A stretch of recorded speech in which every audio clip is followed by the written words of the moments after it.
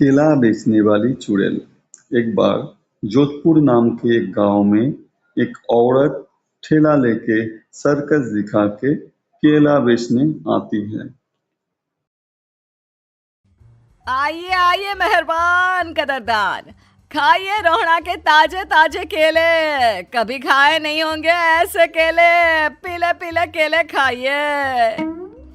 ये कहकर 4 केले हाथ में लेके जोर जोर से हवा में घुमाना चालू कर देती है, जिसे देखकर बच्चे अपने अपने माँ बाप के पास उसके पास जाने का जिद करती है। पापा, ऐसा तो सर्कस में बॉल से होता है ना? ये आंटी तो केले से कर रही है। चलिए ना पापा, देखते हैं। रोहड़ा एक पतली सी तार पर चलती हुई केलों से करतब दिखाती है।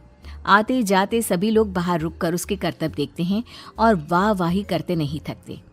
जैसे ही एक आदमी पास आकर उसे पैसे देने लग जाता है, तब वो कहती है, अरे नहीं नहीं साहब, मैं करतब तो बच्चों के मन को बहलाने के लिए करती हूँ। धंधा तो मेरा केले का है। पीछे देखो मेरी रिड्डी, जो भी मेरे केले खाएगा मेरी तरह चुस्त दुरुस्त और तंदुरुस्त हो जाएगा।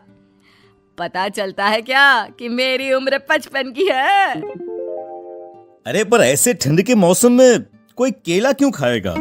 ये ऐसे वैसे केले नहीं है साहब, ये शरीर में गर्मी देते हैं। ठंड को दूर भगाए जो भी रोहिणा के केले खाए। पापा, अगर मुझे केले नहीं मिले तो मैं घर नहीं जाऊंगी। तभी उसके पापा कहते हैं कि बेटा, केले ठंड में कभी गर्मी नहीं देते। ये सब कहने की बातें हैं, सामान बेचने का तरीका है इनका। पर पिंकी नहीं मानती। मैं केले खाऊंगी। पिंकी की जिद के आगे नत्थू हार जाता है और उसे केले खरीद कर दे देता है। पिंकी खुश होकर केले घर ले आकर खाती है।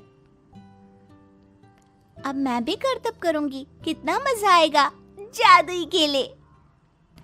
पिंकी पहला केला खत्म भी नहीं करती कि वो बेहोश हो जाती है।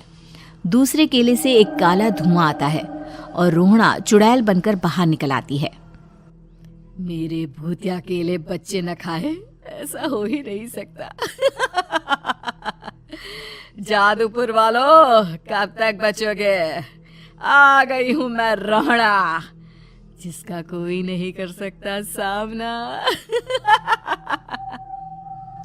रोहड़ा पिंकी को गोद में उठाकर काले धुएं में कहीं गायब हो जाती है। शाम के वक्त नत्थू घर लौटता है और पिंकी को घर में ना पाकर उसकी माँ से कहता है, माँ पिंकी कहाँ है? अरे बेटा, उसे तो तू सुबह करतब दिखाने ले गया था ना, फिर कहाँ वापस आए तुम दोनों? मुझे लगा तू उसे अपने साथ मंडी ले गया होगा। हे भगवान, मेरी बच्ची कहाँ गई? मैं उसे घर ही तो छोड़कर गया था माँ। नत्थू गांव के घर कोने में अपनी बेटी को ढूंढता है, पर उसे वो कहीं नहीं मिलती। परेशान होकर आके रो रो कर नत्थू हिम्मत हार कर घर लौट आता है। अगली सुबह रोहड़ा फिर से करतब दिखाने आती है और इस बार पिंकी की तरह रोनी केले खरीद लेता है। 50 रुपए दिए थे पापा ने, सारे पैसों की मैंने केले खरीद लिए हैं। अब मैं भी आंटी की तरह ही करतबबाज बन जाऊंगा। यही सोचते हुए रोनी केले खाता है और पहला अकेला केला आधा खत्म भी नहीं करता कि चुड़ैल उसके सामने आ जाती है।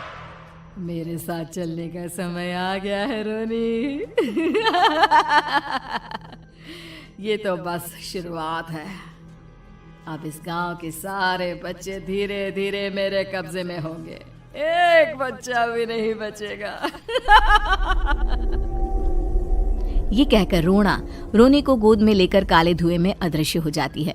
इसके बाद हर रोज गांव में से कोई ना कोई बच्चा गायब होता, पर ऐसा क्यों हो रहा है किसी को भी समझ में नहीं आ पा रहा था। रोज की तरह अपनी बेटी पिंकी की तलाश में नत्थू गांव के एक तालाब के पास बैठा रो रहा था। कहाँ गई मेरी पिंकी? शकुंतला के जाने के बाद एक वही तो मेरा सहारा थी। अरे उसकी आत्मा कोस रही होगी मुझे कि मैं अपनी बच्ची को संभाल भी नहीं पाया। नत्थू ये कहता हुआ रो ही रहा था कि तभी तालाब में से उसे शकुंतला की आवाज सुनाई देती है। कहाँ थी तुम शकुंतला? हमारी बच्ची और सारे गायब हुए बच्चे रोहड़ा के कब्जे में हैं। वो बच्चों को जो केले देती है उससे बच्चे बेहोश हो जाते हैं और उसके कब्जे में आ जाते हैं और वो उन्हें ले जाकर काली दुनिया में ले जाती है। पर वो ऐसा क्यों कर रही है? ये मैं नहीं जानती, पर उस दुनिया का रास्ता मैं आपको बता सकती हूँ। जहां ये नदी खत्म होती है वहां एक केले का पेड़ है, उसके नीचे एक दरवाजा है, वहीं से रास्ता जाता है उस दुनिया का। ये कहकर शकुंतला की आत्मा गायब हो जाती है। गांव के सभी लोग झुंड बनाकर उसी रास्ते से काली दुनिया में चले जाते हैं और वहां देखते हैं कि सारे बच्चे वहां काम कर रहे थे। पापा मुझे ले चलो यहाँ से। पापा पापा। सभी बच्चे अपने मम्मी पापा से लिपट जाते हैं। तो तुम लोग यहाँ तक आ गए? क्यों हमारे बच्चों को पकड़ लिया तूने? तुझे शिकार ही बनाना है तो ले, हम सब आ गए हैं, हमें खा ले। नहीं, मुझे बच्चे चाहिए। मेरे बच्चे के बदले तुम लोगों के बच्चे। क्या मतलब? मैं इसी गांव में रहने वाली एक औरत थी। केले की चोरी के इल्जाम में मेरे बेटे को गांव वालों ने इतना मारा कि वो मर गया। उसी दिन मैंने ठान लिया कि गांव वालों का भी वही हाल करूंगी। कुछ दिन बाद बेटे के चले जाने के दुख में मैं भी मर गई और मेरी भटकती आत्मा एक चुड़ैल बन गई। और फिर मैंने बदला लिया तुम सबके बच्चे छीनकर। बर्दाश्त नहीं कर पाए ना? सोचो मुझ पर क्या बीती होगी। हमें माफ कर दो रोना। पता नहीं ये किसकी गलती थी, पर हम सभी माफी मांगते हैं। हमारी खुशियां लौटा दो, तुम भी तो एक माँ हो।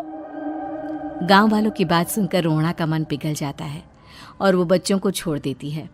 उसके बाद काली दुनिया बच्चों के लिए जादुई दुनिया बन जाती है। अब कोई भी कभी भी वहां आ जा सकता था। Hey everyone, welcome back to the channel. First, hit that like button right now.